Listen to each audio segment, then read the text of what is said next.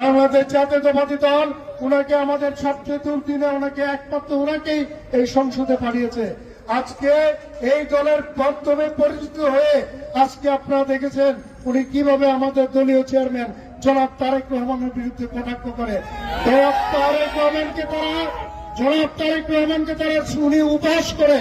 জনাব তারেক রহমানকে উপহাস করে মানে আমাদেরকে উপহাস করা। জনাব তারেক রহমানকে কটাক্ষ বানানো মানে আমাদেরকে কটাক্ষ করা। তাই আমরা বলি আগামী 12 তারিখে আপনারা এই খেজুর গাছে ভোট দিয়ে সকল উপহাসের সকল কটাক্ষের সমুচিত জবাব দিবেন এই আশাবাদ ব্যক্ত করে সবাইকে ধন্যবাদ জানিয়ে আমি আমার বক্তব্য শেষ করলাম। এবং আগামী 12 তারিখে 12 ফেব্রুয়ারি এই পদন্তি ইউনিয়নে আমাদের জুনায়েদ আল হাবিবি খেজুর গাছকে আপনারা ধানের শীষ বলে মনে করে ভোট দিবেন এই আশাবাদ ব্যক্ত করে সবাইকে ধন্যবাদ। সবগুলো আন্দোলন কর্মসূচিতে আমাদের এই পদন্তি ইউনিয়নে আমাদের নেতা কর্মীরা অংশগ্রহণ করেছে।